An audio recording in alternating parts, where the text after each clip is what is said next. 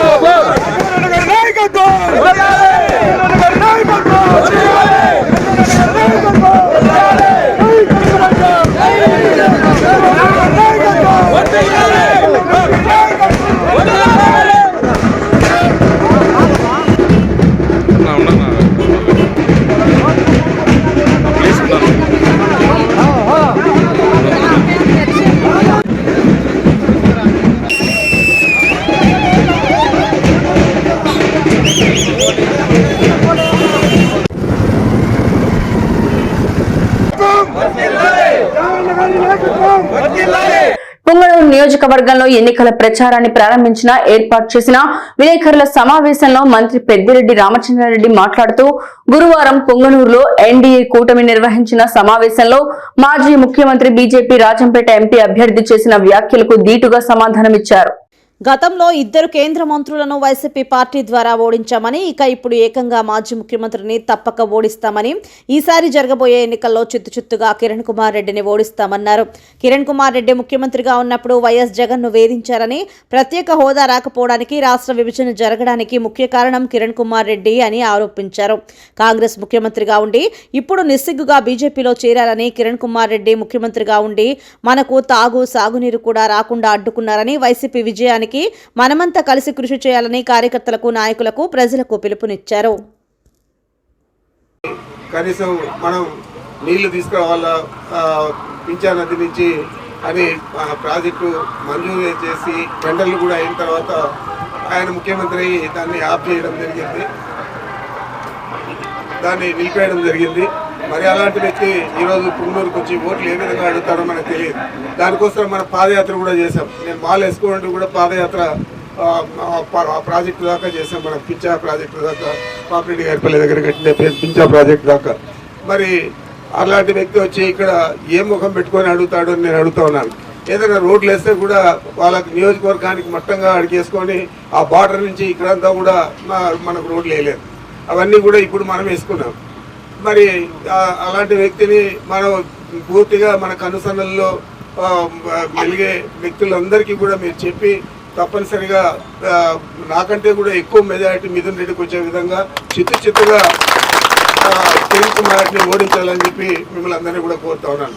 మీకు తెలుసు ఆయన ముఖ్యమంత్రి ఏ విధంగా అయ్యాడు. అయిన తర్వాత జగన్మోహన్ రెడ్డి గారిని జైలుకు పంపించాడు 16 నెలలు. మరి రాష్ట్రం విడిపోయేదానికి కూడా ఆయన తోడ్పాటు అందించాడు.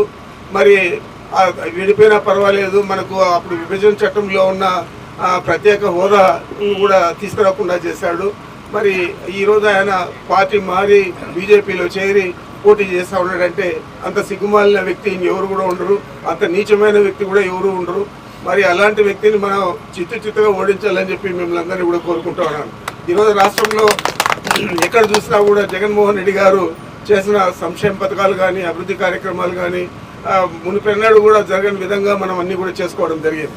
మనకి ఇచ్చిన అవకాశం మన ప్రత్యేకంగా మన నియోజకవర్గం మీద శ్రద్ధ పెట్టి తాగునీరు, సాగునీరు ఇప్పుడు పూర్తిగా రైతులకు ఇవ్వాలని చెప్పి మనకు గండికోట రిజర్వాయర్ నుంచి పైప్ లైన్ ద్వారా 2600 కోట్లతో అది మంజూరు అయింది. మంజూరు అయిన తర్వాత కూడా ముక్కాలు భాగం జరిగిన తర్వాత ఇప్పుడు మనం కోర్టు కేసుల వల్ల ఆఫ్ చేయడం జరిగింది. ఈ ప్రాజెక్టులు కూడా కోర్టు కేసుల వల్లే ఆఫ్ చేయడం జరిగింది. ఇవన్నిటికీ కూడా కారణం చంద్రబాబు నాయుడు. మరి చంద్రబాబు నాయుడికి ప్రత్యేకంగా మన నియోజకవర్గం మీద ఎలాంటి శ్రద్ధ లేదు, వ్యతిరేకం చేస్తూ ఉన్నారు. అభివృద్ధి కార్యక్రమాలన్నిటికీ అడ్డుకుంటూ ఉన్నారు. మరి ఇద్దరే చంద్రబాబు నాయుడు కానీ లేదా కిరణ్ కుమార్ రెడ్డి కానీ. కిరణ్ కుమార్ రెడ్డి ఒక కుట్రపూరితంగా ముఖ్యమంత్రి అయ్యాడు. అదేవిధంగా చంద్రబాబు నాయుడు వాళ్ళ మామూలు వెన్నుపోటు పొడిచి ముఖ్యమంత్రి అయ్యాడు. మరి ఈ ఇద్దరిని కూడా మనం చిత్తుగా ఓడించాలంటే శాసనసభకు పోటీ చేస్తూ ఉండే తెలుగుదేశం అభ్యర్థిని కానీ, అదేవిధంగా బీజేపీ తరఫున పోటీ చేస్తూ ఉండే కిరణ్ కుమార్ రెడ్డిని కానీ తప్పనిసరిగా మనం శత్రువులుగా చూసి వాళ్ళని ఓడించడానికి నడుం బిగించాల ప్రతి వ్యక్తి. లారీ ఢీకొని స్కూటరిస్ట్ దుర్మరణం చెందిన విషాదకర సంఘటన దొమ్మన్న బావి వద్ద శుక్రవారం సాయంత్రం చోటు చేసుకుంది. పోలీసుల కథనం మేరకు అన్నమయ్య జిల్లా తంబళ్లపల్లి నియోజకవర్గం కురబలకోట మండలం దొమ్మన్న బావికి చెందిన శ్రీనివాసులు దొమ్మన్న బావికి సమీపంలో బైకుపై వెళుతుండగా లారీ వేగంగా వచ్చి బైకును ఢీకొట్టడంతో శ్రీనివాసులు అక్కడికక్కడే దుర్మరణం చెందాడు. సమాచారం అందుకున్న ముదివేడి ఎస్ఐ మల్లికార్జున్ రెడ్డి ఘటనా స్థలాన్ని పరిశీలించి పంచనామా అనంతరం పోస్టుమార్టం కోసం మృతదేహాన్ని మదనపల్లి జిల్లా ఆసుపత్రి మార్చురీకి తరలించారు. కేసు దర్యాప్తులో ఉందని ఎస్ఐ తెలిపారు. మదనపల్లి తెలుగుదేశం పార్టీ కార్యాలయంలో రాజంపేట పార్లమెంట్ ప్రధాన కార్యదర్శి Doraswamy Naidu, social media incharge రాజేష్ల జన్మదినం సందర్భంగా శుక్రవారం పెద్ద ఎత్తున కేక్ కట్ చేసి సంబరాలు నిర్వహించారు. ఈ కార్యక్రమానికి పెద్ద ఎత్తున తెలుగుదేశం శ్రేణులు పాల్గొన్నారు. ఈ సందర్భంగా షాజహాన్ బాషా మాట్లాడుతూ తెలుగుదేశం పార్టీ పటిష్టత కోసం నిత్యం పనిచేస్తూ కార్యకర్తలకు అందుబాటులో ఉంటూ పార్టీ కష్టకాలంలో తోడుగా నిలిచిన తెలుగు తమ్ముళ్లు దొరస్వామి నాయుడు, రాజేష్లకు జన్మదిన సందర్భంగా శుభాకాంక్షలు తెలిపారు. భవిష్యత్తులో మరెన్నో పదవులు పొంది పార్టీకి సేవలు అందించాలని కోరారు.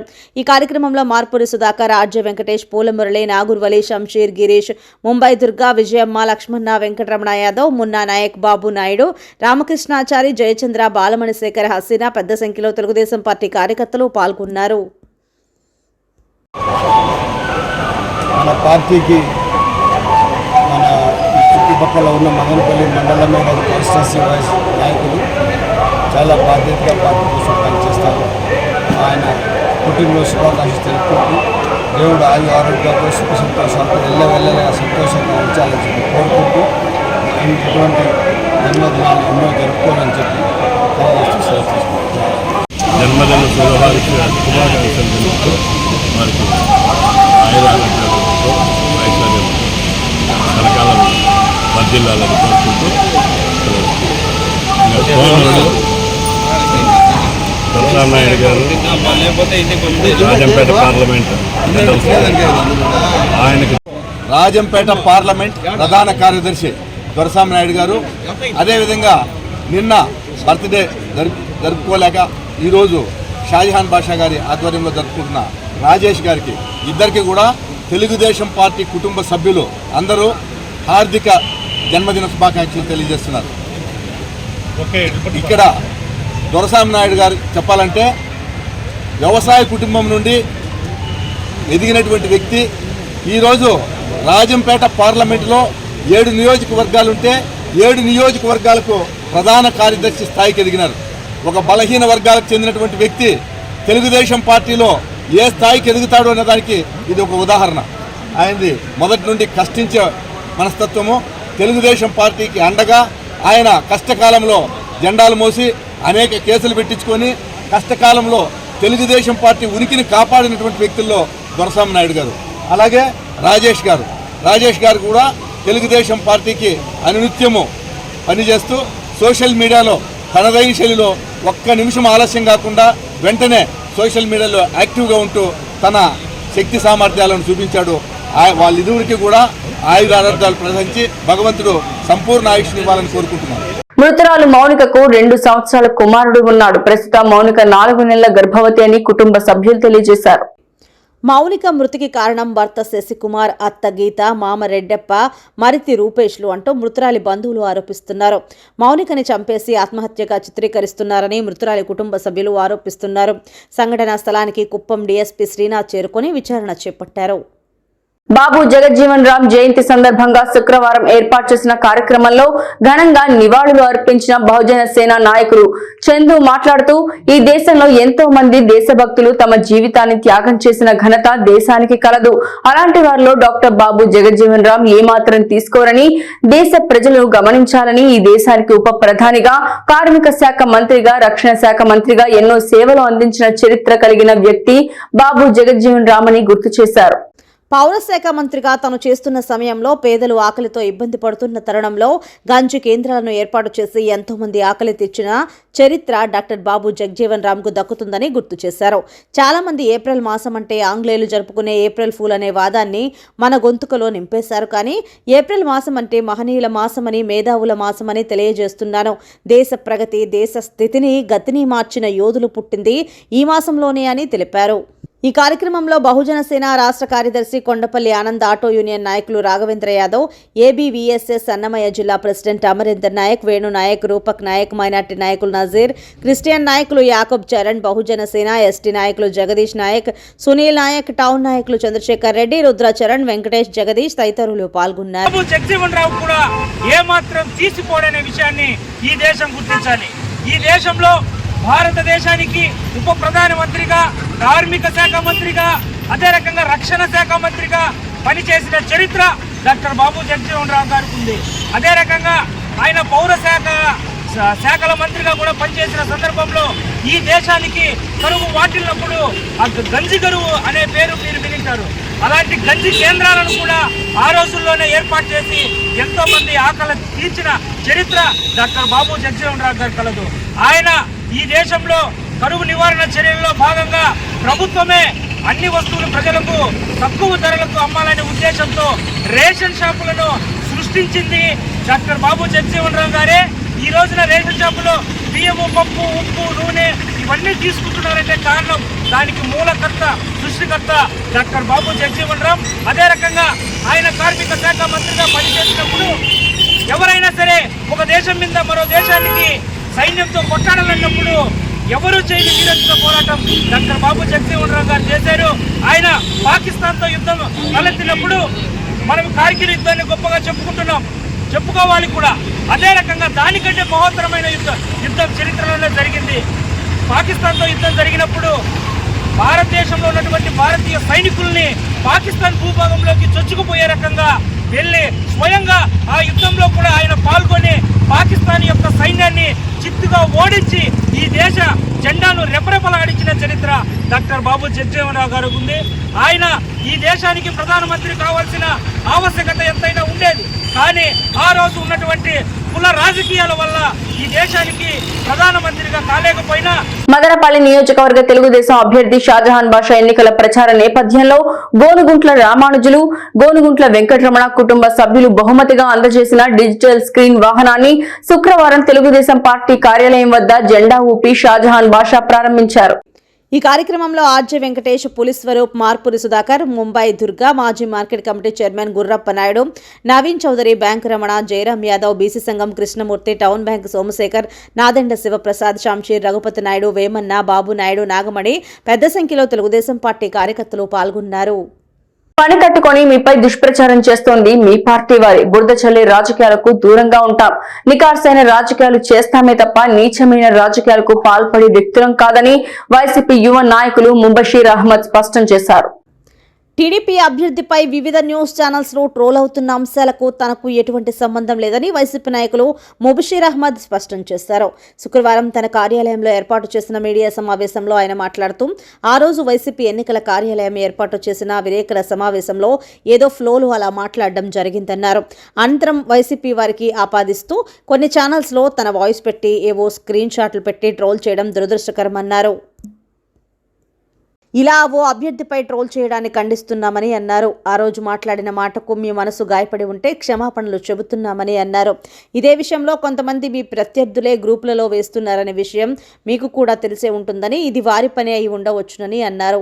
వ్యక్తిగతంగా బురద చల్లే నీచపు రాజకీయాలు తాము చేయమన్న విషయాన్ని గ్రహించాలని సూచించారు. గెలుపు ఓటమి ఎలా ఉన్నా వ్యక్తిగత విలువలో ముఖ్యమని అన్నారు. ఒక ఫ్లోలో చెప్పడం జరిగింది, అంతేగాని నేను ఏదో వాళ్ళకు వ్యక్తిగతంగా కించపరచాలని కానీ శత్రుత్వంతో కానీ చెప్పిన స్టేట్మెంట్ కాదు. రెండోది, ఆ రోజు జరిగిన సంఘటనలకి నాకు ఈరోజు కూడా నాకు పశ్చాత్తాపం ఉంది. ఎందుకంటే వ్యక్తిగతంగా రాజకీయాలు ఎవరికి చెప్పకూడదు, అది మంచిది కూడా కాదు. అట్లా నీచ రాజకీయాలు చేసిన అవసరం మాకు లేదు, అట్లా వ్యక్తిత్వం మాది కాదు. కాకపోతే ఆ ఒక్కదాన్ని పట్టుకొని వాళ్ళ పార్టీలోనే, టీడీపీ పార్టీలోనే, ఇతర పార్టీల్లోనే ఆ వీడియోను యూజ్ చేసుకొని ఇంకా వేరే ఏదో ఆధారాలు తీసుకొని మేమేదో తప్పు చేసినట్టు మా మీద రుద్దే ప్రయత్నం చేస్తున్నారు. ఆ వీడియోలకు కానీ ఆ ఎడిటింగ్లు కానీ మాకు ఎలాంటి సంబంధం లేదు. అలా చేసే వాళ్ళని కూడా నేను తీవ్రంగా ఖండిస్తున్నాను. అది వ్యక్తిగతంగా మీరు కించపరిచే ప్రయత్నం చేస్తున్నారు, అది మంచిది కాదు. ఏదైనా రాజకీయంగా పోరాడండి. మేము కూడా ఉందాతనంగా రాజకీయాలు చేస్తాం, కానీ వ్యక్తిగతంగా ఎవరికి కించపరిచే వ్యక్తులైతే మేము కాదు. కాబట్టి ఒకవేళ నేను ఇచ్చిన స్టేట్మెంట్కి వాళ్ళు వ్యక్తిగతంగా ఏదైనా మనోభావాలు దెబ్బతింటే నేను ఈరోజు పబ్లికల్గా క్షమాపణ కూడా చెప్తున్నాను. ఎందుకంటే వయసులో పెద్దవారు కాబట్టి క్షమాపణ కొట్టడం తప్పేం కాదు. కాబట్టి క్షమాపణ కొడుతున్నాను. ఎంత పోరాడినా రాజకీయంగా పోరాడతాం, కానీ రాజకీయ విలువలతో పోరాడతాం, కానీ ఇలాంటి నీచ రాజకీయాలను ఎప్పుడు చేయము. కాబట్టి నేను ఇప్పుడు ఈ ఇన్స్టాగ్రామ్లో జరుగుతున్న రీల్స్ కానీ ఎడిటింగ్స్ కానీ అవి వేరే వీడియోస్ కానీ దానికి మాకు ఎలాంటి సంబంధం లేదు. వాళ్ళకు కూడా నేను చెప్తున్నాను, ఇలాంటి నీచ రాజకీయాలు ఆపేయండి. మీరు ఏమైనా ఉంటే రాజకీయంగా వాళ్ళకు పోరాడండి, అంతేగాని నేను మళ్ళీ ఒకసారి చెప్తున్నాను, అలాంటి వ్యక్తిత్వం అది కాదు. మేము ముందాదనంగా రాజకీయం చేస్తాం, రాజకీయంగానే పోరాడతాం. వచ్చే వీడియోలకు కానీ దీనికి కానీ మాకు కానీ వైసీపీ పార్టీకి కానీ ఎలాంటి సంబంధం లేదని నేను మీకు ఈ పత్రికాముఖంగా మీకు అందరికీ తెలియజేస్తున్నాను. అనుక్షణం ప్రజల పక్షం 95 న్యూస్ ఇంతటితో సమాప్తం. తిరిగి రేపటి బులెటిన్ లో మళ్ళీ కలుసుకుందాం. అంతవరకు సెలవు, నమస్కారం.